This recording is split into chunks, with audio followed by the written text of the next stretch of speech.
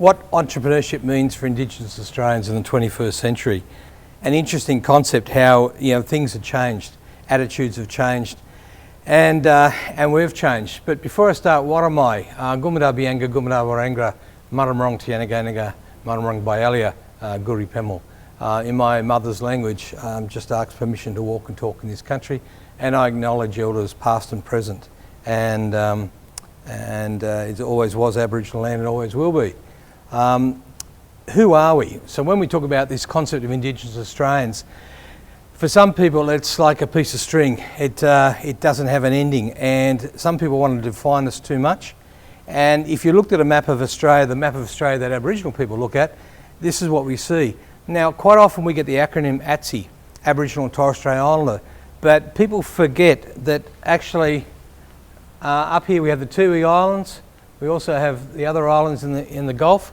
Those people have very little, if any, similarity to mainland Aboriginal people. So we should be saying Aboriginal, Torres Strait Islander, Tiwi Islanders, Groote Islanders, and on it goes, all the other archipelagos.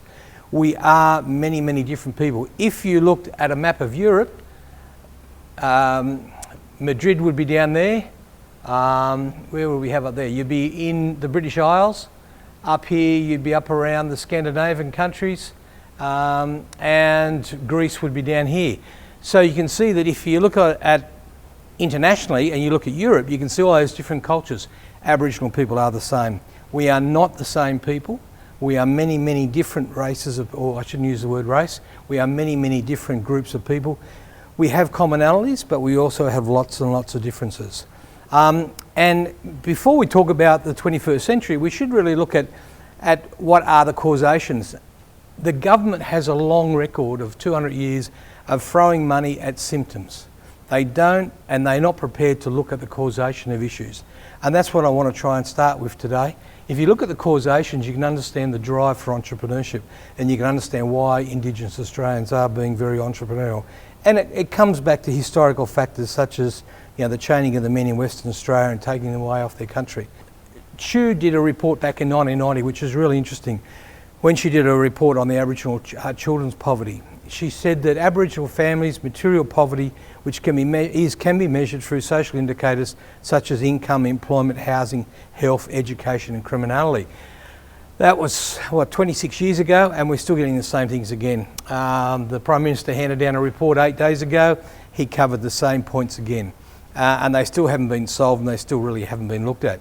And those things are secondary to the more deep-seated deprivation and the consequences of cultural invasion and racism and oppression, which the Prime Minister hardly touched on. He didn't talk about the cultural invasion, the racism as such, and that's what needs to be addressed. The 2012 poverty report, at the time HILDA, the Household Income and Labour Dynamics Group people in Australia, I thought this was a wonderful report. However, it's got a few discrepancies. One of the things they found out was, yes, Aboriginal people are more likely to experience poverty than other Australians. And you've got to look at the concept of poverty, and why I'm using that all the time is quite often that is the driving force for people to go into entrepreneurship. It's an existence where you have no other choice. And that comes up time and time again in my research. I've done qualitative interviews for around about 1,100 Aboriginal Australians, and in the majority of cases, poverty is a key driver.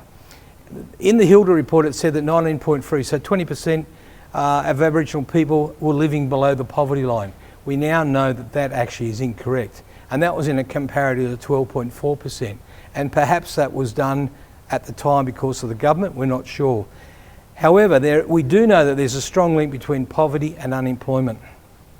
If you have bad education, you have poor chance of getting a job. You have poor chance of getting a job, usually you're impoverished because you're living on welfare. So they're all linked together. Even those people on support payments, they still experience high rates of unemployment and high rates of poverty. The overall unemployment rate for Aboriginal people in Australia was 21%, and mainstream against mainstream of 5.7% as of July 2013. And those figures haven't changed all that much, that gap. The Australian Bureau of Statistics estimates that our population is 669,900. Now they estimate that. Every time you pick up ABS data on Aboriginal people, quite often it's an estimate. because they don't know how many Aboriginal people are out there. They don't know how we make up the population. It's all estimated because they've never done a full census on Aboriginal Australia.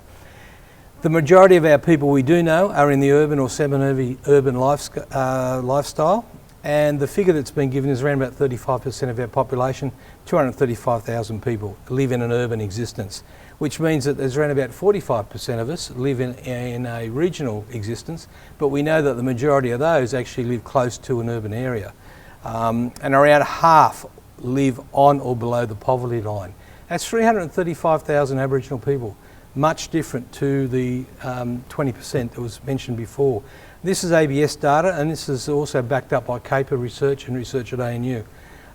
So half of us live either on or below the poverty line. So there's your intrinsic motivation to be entrepreneurial, to have an enterprise, to be self-sufficient. 20% of us live in remote or very remote communities, which has hit the news in the last 2 years, because they're the communities that the government wants to close down, particularly in WA. So 140,000 of us live up there. Now that means there's 195,000 people who are impoverished in urban and regional centres, because the majority of people living in the remote and very remote are classified as either impoverished or below the poverty line. Now the next interesting data, by 2021, which isn't that far away, our population will have grown to around about 721,000. Of those, 46%, and some people are estimating 50%, will be 21 years or younger. Definitely 25 years and younger will probably make up around about 50% of our population. That's scary. We have a diminished age population, and we have a growing youth population. So where's the enterprise that's going to happen in that youth population? And if we look at some basic data, and this is June 2014, and it's been substantiated in 2016, it's the most recent ABS data that we can actually reflect on and say is fairly accurate. We can see there that there was a population growth of 713,000, a bit different to the 600,000 mentioned before. But we can see in New South Wales we've got 220,000 Aboriginal people, where in the Northern Territory we only have 72,000. And yet there's roughly about $4 to $5 spent in the Northern Territory on what there is in New South Wales on Aboriginal people.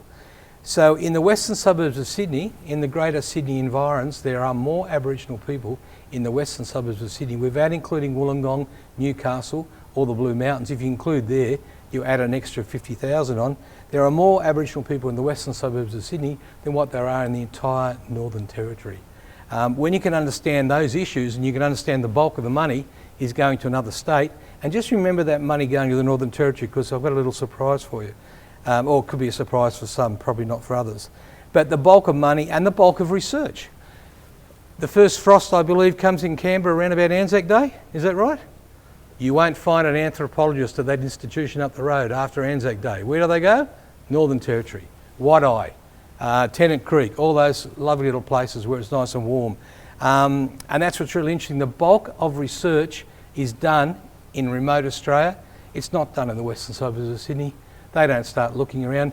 My work with the Darug people in the St Mary's Mount Druitt area is some of the hardest work I've ever done, because when you show them an ethics form, they don't know what it is. And you've got to go through this long process of understanding ethics. If I go to Burralula, or I go to anywhere out west or up north, an ethics form, oh yeah, give it here, I know, bang. You don't have to explain it, they know what it is. Western suburbs of Sydney, because no one does research there, you've got to explain it. So that gives you an indication of the dichotomy that exists within academia for accurate research. This is another one about population, which is really interesting. And it's going to get worse. The Indigenous population is in the dark, and non-Indigenous in the light colours. Roughly in the ages 0 to 4, we have 12% Aboriginal, and we have 6%, so double in this youth. And the bell is actually going up and sharp to the right. And conversely, if you can compare it to non-Indigenous Australia, you can see that there's a much better distribution of age, where in Aboriginal Australia, a huge skew width to the left, showing a lot of young people, very few older people. So there's limited income coming in and limited knowledge and transfer of knowledge, and that's very scary. All this upper area is terrible, because in future years what that means is the cultural capital won't be passed down, and things have got to be done to change that. And entrepreneurial people maintain cultural capital. Now, Biddle from CAPA, from the Centre of Aboriginal Economic Policy Research, Nick Biddle, he said that only 24% of the Aboriginal population completes high school. And this was against all the data that the ABS was putting out. Bear in mind the ABS was heavily controlled by the Howard government in the mid-2000 years. So Biddle came out and said only 24% completed high school. Now, in the Closing the Gap report 7 or 8 days ago, they said that there's a target to halve the gap year attainment by 2020, and that's on track. If you actually understand the way that data is compiled, you'll know that that data is false. Nationally, the proportion of Indigenous 20 to 24-year-olds who have achieved Year 12 or equivalent increased from 45 to 61%, supposedly between 2008 and 2014. What they don't tell you is that a lot of those, a large percentage, is actually inmates, or they're people doing their certificate through TAFE colleges. They're not doing it through a high school. So the government, since the Howard years, have had a habit of skew-whiffing this data. Over the same period, the rates for non-Indigenous attainment did not change significantly. So we can see that these figures are only going up for Aboriginal because it's politically correct and in their best interest to do this. Why I'm harping on education so much is because without education, you don't have human capital. In Aboriginal society, social capital is closely linked to human capital. If you don't have social capital well developed, you don't have enterprise. It's that basic and that simple. Now, the greatest increases occurred in outer regional areas where we had jumps of 43% to 66%, and very remote areas 24% to 41%. Experts that I talk to tell me that that is quite interesting, and they leave it at that. The Closing the Gap, we think, may be a little bit of a fiddle there. Now, this is another interesting ABS data that is used by the government, and it's been used between 84 or it's based on 84 to 2010 figures because it shows these dramatic rises. What they don't tell you is this is years 7 to 8. If they included years, say, 3 to 8 to year 12, the data would be a lot worse because they're only showing those students who have stayed in school after year 8. What they don't show you is the massive dropouts before year 8. If they showed that, this data would be very poor. And it shows that roughly 80% of females have stayed in high school and got a year 12 graduation, which is not correct, of course, in reality. They're the ones who have stayed there past year 8. So, you know, you've got to look at the data in the right way. Without education, you don't have that basic skill to be involved in business. By 2021, as I said before, 50% of the population will be 21 years or younger, but poverty will remain a key issue, even in 2021. And with poverty, we have the social additions of poor housing, poor health, low self-esteem, particularly for the youth, high incarceration, low education, and low education equals high unemployment. What we also have in there is high rates of suicide, and they're increasing, particularly amongst young women. Now, it's not rocket science. We've done it all before about entrepreneurship. We need an education curriculum program that teaches Indigenous children life skills, and that can be done through entrepreneurship. It's been done before. There's a program in America, which is now in 70 countries, I think, which I'll talk about in a minute, called NIFTY. A brilliant program, done it. I was involved in the Martin Family Initiative. I was involved in Review in Canada for the last 3 years. We looked at the Martin. Paul Martin was a former Prime Minister in Canada. He sunk a few $1 million into a program teaching entrepreneurship to both non-Indigenous and Indigenous Canadians. In isolated areas it worked, and it worked fabulously. And AHICA in New Zealand is a spin-off of NIFTY, but it's NIFTY Aboriginalised. It's been turned Maoriised, and it works, and it's a brilliant program. Also in America, we've got, and this is just touching the surface, we've got all these entrepreneurship programs which have been successful and work to a certain degree. We've got Canberra, which is a Brooklyn-based entrepreneurship program for high school kids. We've got RUPRA, the Centre for Rural Enterprise, which works with hometown competitiveness in the rural decline in the USA. It works brilliantly. ASEAN, The private non-for-profit provides credit and business training for micro-entrepreneurs, aimed initially at college kids or college-age kids. The Edge, another connection and micro-enterprise trainer. The Corporate for Enterprise Development, which runs the rural entrepreneurship through action learning, another great program. And then there's the Kauffman Foundation Entrepreneurship for Youth, which is a blue chip one, and it's a brilliant program. Small Business Authority, they run a teen business link, advice for teen startups, and they've been very successful. There's been lots of t-shirt manufacturers and, oh goodness, everything you can think of, they've run through there. They provide financial assistance, networking opportunities and backup support. There's the Youth Venture, which is another sustainable community benefiting business organisations on the East Coast. So yeah, this is just, I'm only touching the surface of programs that work. We don't have to reinvent the wheel. If we want to be Indigenous specific, we've got the Young American Indian Entrepreneurship Program at the Community College at the University of Minnesota. Very, very successful. Great programs, great pedagogy. However, in Australia, we haven't been slow, but we don't give some people enough credit. More and more Australian schools have introduced specialised entrepreneurship programs into their curriculum to give their students the skills to cope in a changing world. And these aren't Western suburb schools, impoverished schools, these are some of your more affluent schools. And this article, there's a series of articles actually in the Sydney Morning Herald in mid to late last year. From the Australian, the first cohort that went through Frankston College, or Frankston High School, went on to win the most enterprising school in Victoria in 2015. St Paul's in Brisbane, they now have 3 cohorts of entrepreneurship education. They actually have an entrepreneurship club in years 10, 11 and 12. And they've tapped into a thing called the Boss Awards. Anyone ever heard of the Boss Awards? The kids get $20 each for each group, and it's start-up money to plan, budget and market their own business idea over a month. Now, you might think $20 isn't much, but some of the concept these kids have come up with, there's 2 young ladies, they started a cupcake business, online ordering and different versions of cupcakes, something they knew they were good cooks. It's now grown to be so large it's interrupted with their Year 12 studies. They started in Year 10. There's another young lady who started up a t-shirt manufacturing company, and t-shirts are popular. She donates 50% of all her profits to Beyond Blue because she uses their logo. And it goes on and on and on. There's been several very successful companies.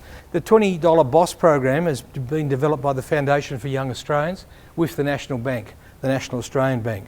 So all those fees that I've been paying for all the years is finally coming to fruition. If you've never been to the National Bank in Melbourne, they've got a place called The Village. It is a hub for entrepreneurship.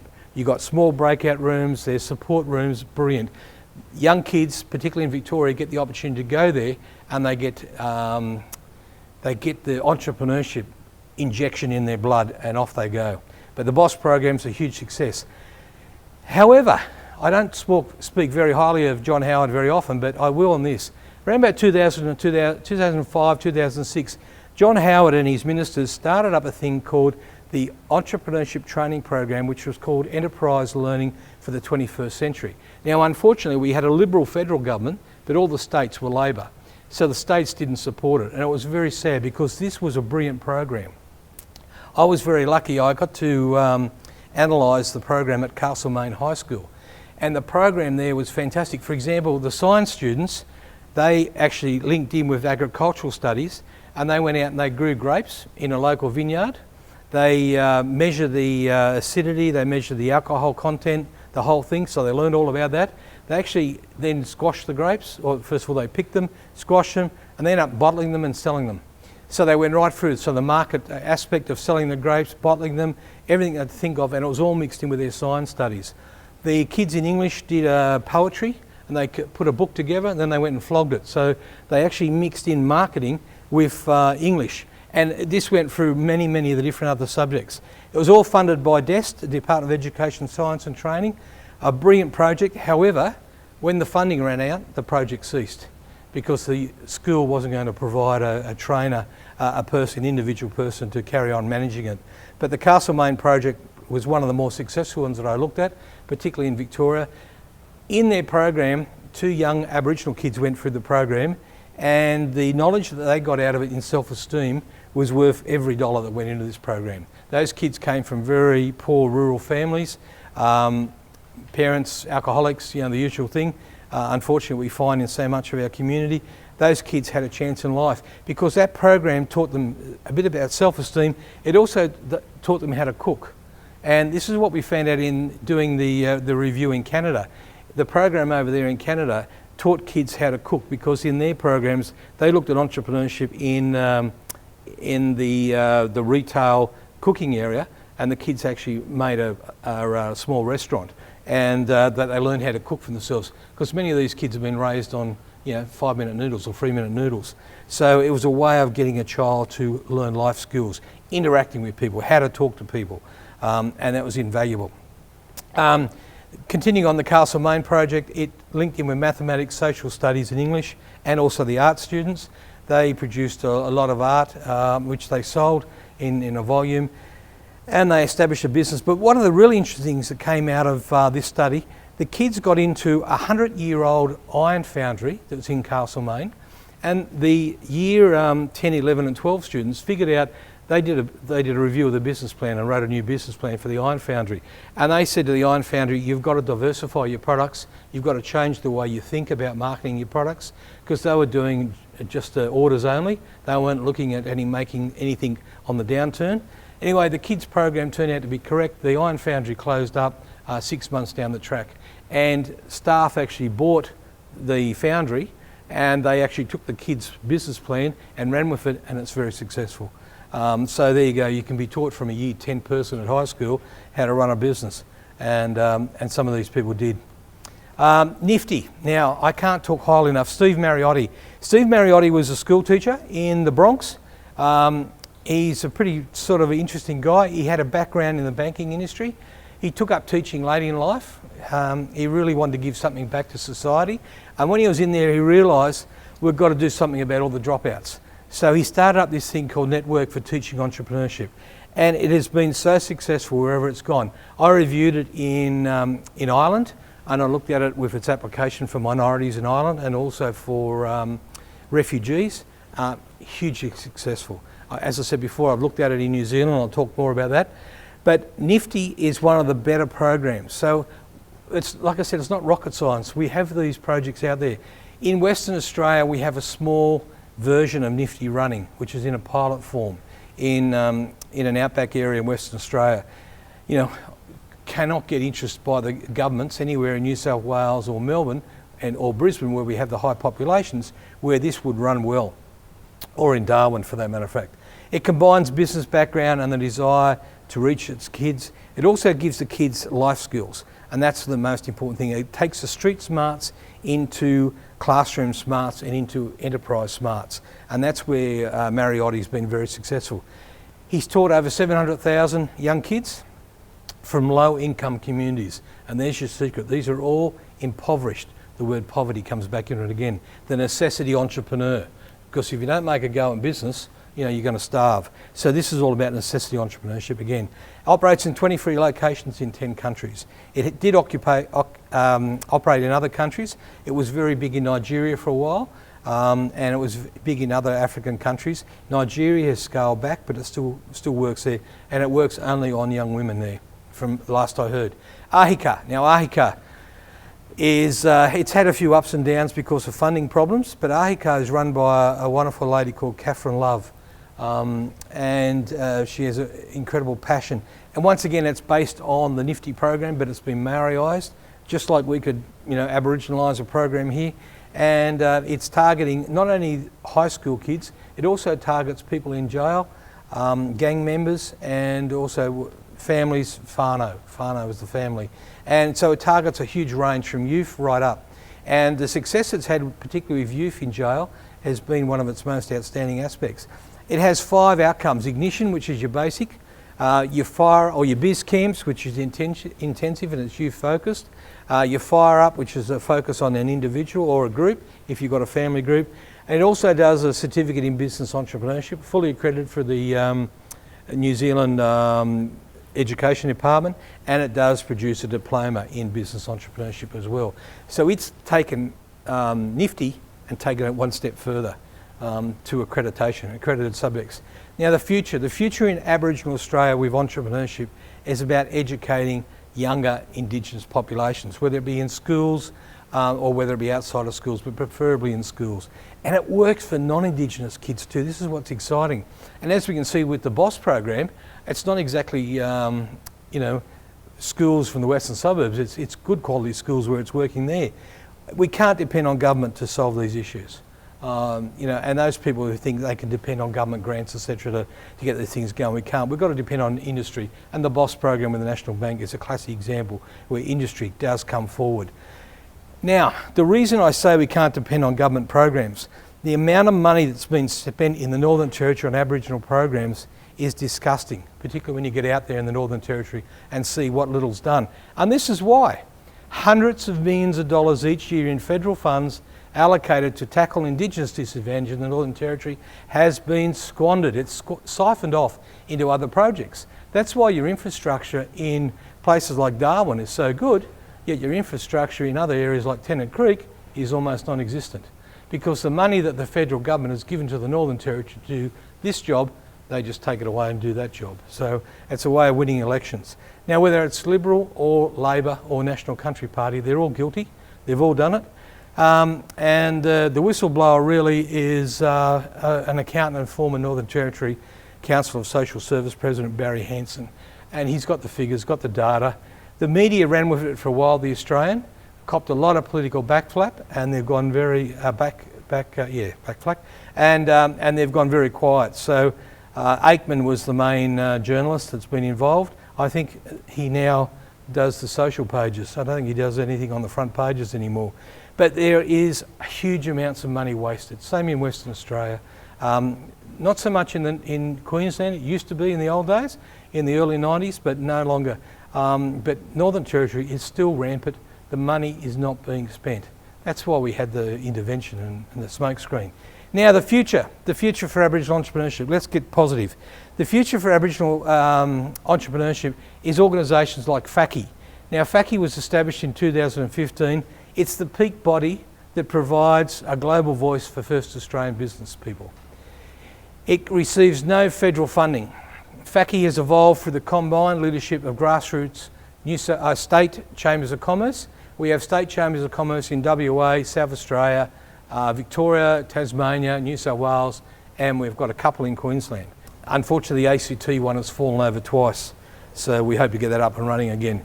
But FACCI is from the grassroots. It's highly professional, it's vibrant, and it represents a diverse group of Australians. And like I said, the federal government doesn't support it, which supports it by tongue but not by money, which is quite strange. Now, my involvement with FACCI is as an academic advisor, but I'm a director of the New South Wales Indigenous Chamber, and I was one of the founding directors there. And I also was on Mandurah, which is the oldest Australian Aboriginal Chamber of Commerce. But the New South Wales Indigenous Chamber is the oldest state chamber. And it provides a forum of networking and fostering and establishing strategic relationships for Aboriginal businesses. You can have the Aboriginal business down the road who's just a sole operator. Where does he go for help? He goes to the New South Wales Chamber. It is interesting how it integrates into the competitive sector of entrepreneurship. It motivates, it nurtures, and it provides skills, transfer skills. Supply Nation, the Senator for Aboriginal Affairs, he has sunk so much money, 36 million into Supply Nation, it does not upskill anyone. And it's mentioned in the Closing the Gap, but none of these agencies are.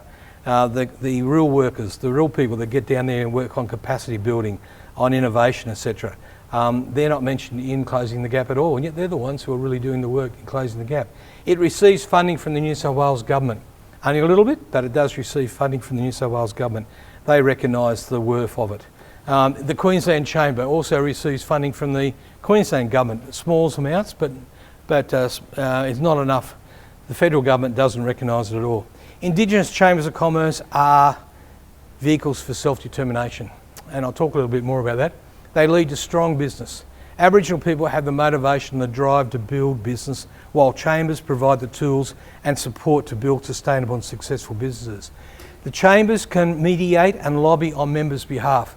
We had a member recently, about 18 months ago, 2 years ago. The Australian Taxation Department were going to close her up. They had put it all in force. They had the court action, the whole thing done, because they said that her the subcontractors were actually staff, and they were going to wind her up. We took them on. We beat the Australian Taxation Office because they were wrong and we were right, and that lady would have lost everything. She almost lost her marriage over it, and she probably lost 10 years off her life. But we can act on our members' behalf, and we can take down big people like the ATO, and we've done it. So that's the beauty. The Chamber will fight for our members if it's legitimate and it's legal. Now, like I said before, the Closing the Gap report, which came about 7 or 8 days ago, does not mention FACI or any of the states' Indigenous Chambers of Commerce, such as the New South Wales Indigenous Chamber. Even though it was the New South Wales Indigenous Chamber that lobbied to the government, to the federal government, to Prime Minister and Cabinet, to set up the Indigenous procurement policy. In fact, it was set up in New South Wales first, and then the federal government adopted it. And yet, here we go, in the Closing the Gap, it talks about the Indigenous procurement policy and doesn't give any credit or any mention. Not that we want it, but we're the ones who did it, not Supply Nation, who gets the credit. The Government Indigenous Business Sector Strategy interviewed FACI and the New South Wales Indigenous Chamber as an afterthought. This is the new policy that's coming out, the Indigenous Business Sector Strategy. We're yet to see it. We don't know what's involved, but FACI and the New South Wales Indigenous Chamber, it was a pure afterthought. They were going to do it without interviewing any of us. We were ignored. Our voices were ignored, even though we've got far more members than what Supply Nation ever will have. Our membership runs in many thousands. Supply Nation is only a few thousand. And it incorrectly states that Supply Nation is the first reference point for contact on government contracts. That's wrong. FACI or the New South Wales Chamber or any other state chambers are also equal to Supply Nation. So within government there's some conflict about how to go about and who to apply for Indigenous business, because unfortunately Supply Nation, you can't guarantee the business you're dealing with is an Aboriginal business.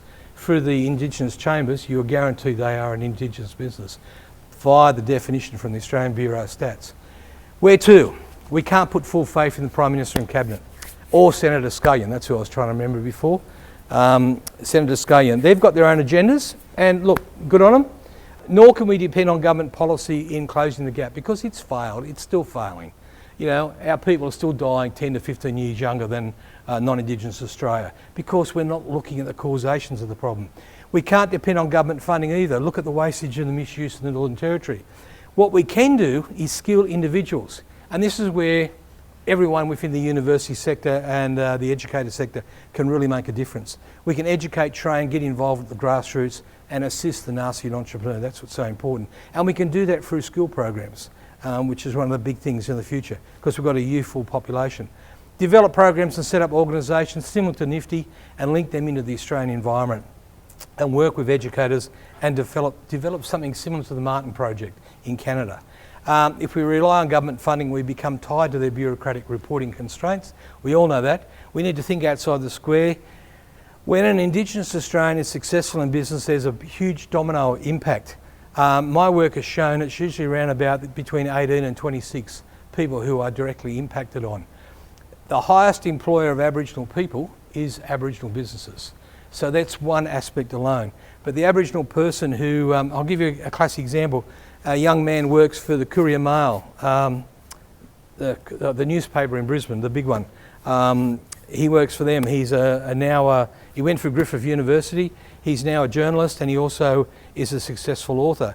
He bought, with his first year's salary, he saved up $60,000. He bought a house for his mum at a little town called Mitchell. He bought the house for his mum. His mum, for the first time in her life, had somewhere that was dry and warm.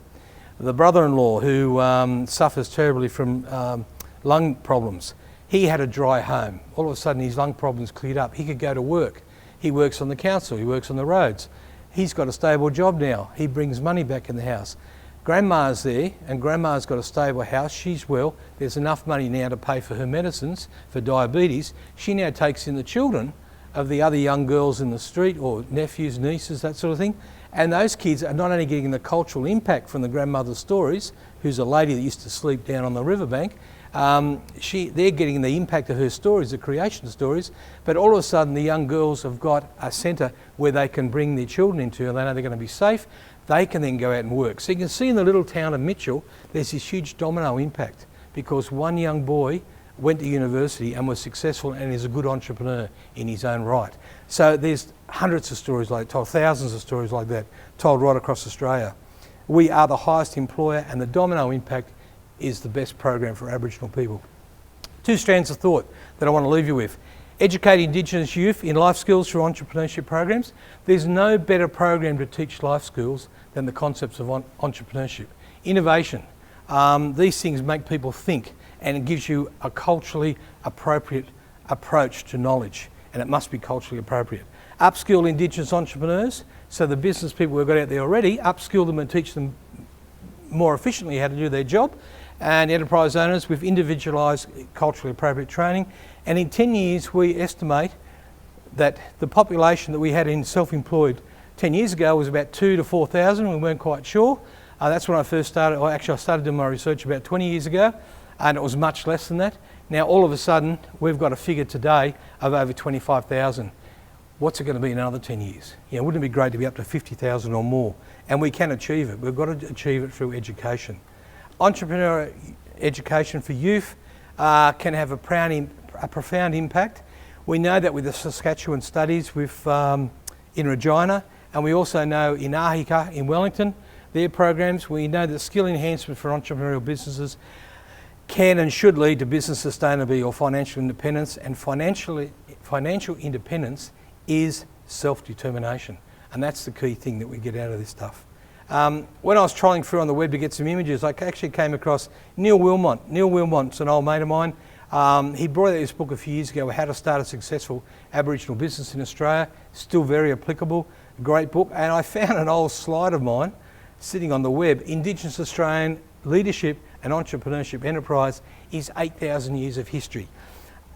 Entrepreneurship in Australia didn't happen, 20, 30 years ago. Entrepreneurship in Australia happened, we know, at least 8,000 years ago, if not older. The Gunditjmara people, and there's a picture of a stone house. There's thousands of stone houses down at Lake Condah. And there's an eel net there, an eel trap, which is a way of an eel trap. The Gunditjmara people practiced aquaculture 8,000 years ago at such an extent that they actually they had to bring in people from all over their catchment area. And their catchment area from Western Victoria included all of Victoria, southwestern New South Wales, southwestern Queensland, the southern part of the Northern Territory, most of South Australia, and the far eastern part of Western Australia, all from Little Lake Condah. Now that is a huge distribution network in anyone's language for a product. The main product was smoked eel. That's a valued added product. It was produced on factory-like premises. The number of trees that they used as smokehouses, the processing plants that they had, the sheds that they built out of stone. We weren't naked savages running around the bush. This was industrialised scale production of smoked, of a product enhanced, enhanced product. Now then it was containerised in standardised woven baskets, and then it was transported on that incredible transport link, marketed all over there. And quite often the payment was in labour, because if you've ever been down Lake Condah in winter, when the eels are on the run, the wind blows straight in off Antarctica. Great. So leadership and entrepreneurship participation is not un-Aboriginal. It's not a 21st thing. It's going on. I can give you heaps of examples from all over Australia of other entrepreneurial examples. And when we get our Indigenous entrepreneurship subject up, we'll talk more about those, but also a lot of other ones from international examples. And here's just before I finish, 4 entrepreneurs that I've always got a soft spot for. John Moriarty in the bottom left-hand corner, one of the gentlemen of Australian Aboriginal entrepreneurship. Been around a long time, he's mentored so many Aboriginal entrepreneurs, including myself as an educator. He put me onto education. He told me that I've got to improve. I was a bankie.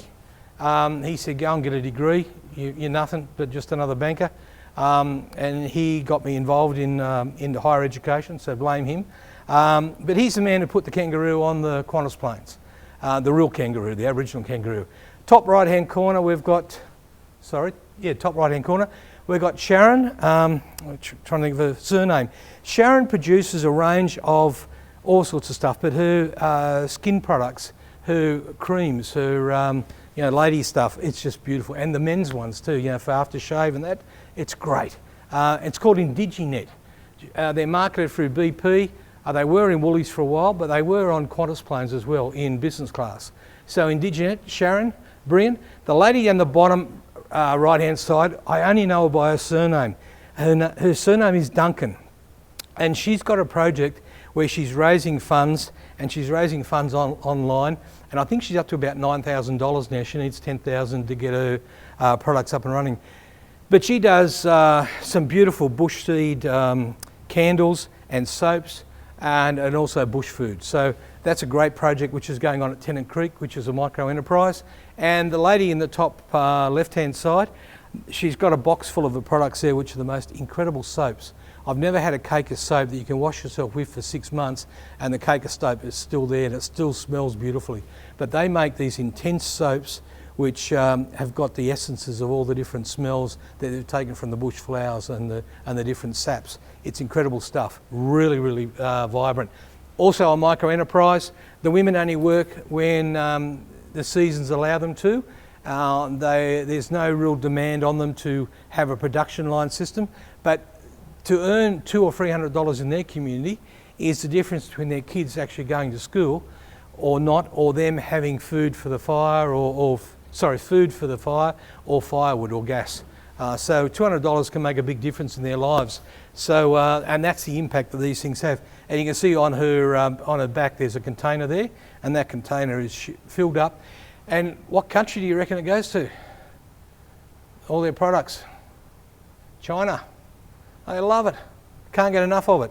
But like I said, they produce to a certain level what they're happy with. They don't want to overproduce, and they make some great stuff. And that's from up in the Kimberley area. That's the end. Thank you. So if we can thank Dennis also for that injection of Indigenous entrepreneurship, which I really like the statement. So thank you very much, and some questions. Yep. What are your aspirations now that you're in the ACT? First of all is to get up a subject on Indigenous entrepreneurship. If we get a subject written and up, we'll be the second university in Australia. I wrote the first one, which is at Swinburne and still being taught, but it's not taught in a business school. It's taught in the arts under Aboriginal studies, but I don't care where it's taught as long as it's taught. But that's my first aspiration.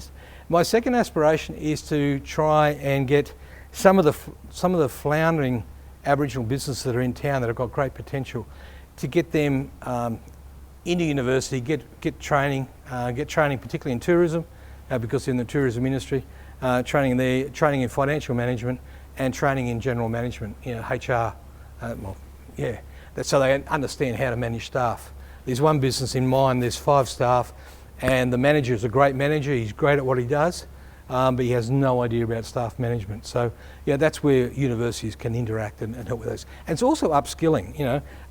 If we can get programs where we can bring Indigenous people into university or refugees, and they get a staggered layer of qualifications, certificates, diplomas, and then undergrad, and that sort of stuff. So if I could achieve anything, that's what I'd love to achieve. First, and then I'll go, Doug. Yep. I'm interested in the export market to China and the products that are getting exported. Is that something that's happening with a lot of other products, or is that sort of a one-off type of example? No, there are quite a few products. We actually export a lot of stuff to America. Or when I say we, Aboriginal entrepreneurs export a lot. The Chinese market is relatively new, and the reason for that is because there's a huge demand in the Chinese area for anything that's herbal or anything that's organic, and that's where the demand's coming from. And anything it's because in that market most of it's coming from Tibet, northern India, Nepal, and they're basically exhausting that market. They're looking for something else now, and that's why Australia is very enticing for them. So you see this as a growth market then, perhaps? Yes, but it will have a ceiling. Yeah, you don't get too crazy on it. There's a lot of work being done down in the Margaret River area in WA. But unfortunately they were dependent on on state government funding. The current Premier over there, he cut the funding and that fell over. Otherwise we would have had a production line down there. So, but they're waiting for another private company to come in there to help those people out. So yeah, it's there, but as long as Aboriginal people don't get big dollar signs, it's slowly, and that's what I love about these old women. They tell the buyers, look, we'll fill up a 10-foot container or a 20-foot container, and that's it, no more for 12 months or 6 months, you know, and we'll charge you a premium for it, and they're prepared to accept it. Yeah. Sorry, Doug. You mentioned the figures you mentioned before, the figures and the percentages. Yep. New South Wales, Victoria, Australia. Yep. Have you looked at the ACT figures at all? Yeah, very small. The majority of, sorry? How do we compare? Oh, we're tiny. Yeah, very tiny. Well, yeah, I read some numbers, but in relation to finishing year 12. Finishing year 12? No, actually, in that respect, education is very high here because although the Aboriginal population is small, the majority of people are actually employed in the public service. So there's a huge amount of people who actually are professional staff. So therefore their children have got a better standard of living, and therefore they've got a better standard of life, and they get through school or they're in private schools or whatever. So there's ACT is by far the more successful state in Australia when it comes to human capital, by far, yeah. And where those kids go, preliminary research shows that the first generation go into professional areas like medicine, not so many medicine, but they do go there, but mainly law, and you get the odd school teacher, and that's usually that area, and the second generation go into the service industries. I guess I'm thinking how we can arrange our curriculum to cater to that, the new kids coming up. Yeah, but the population is so small, and what tends to happen is they'll go for year 12 here.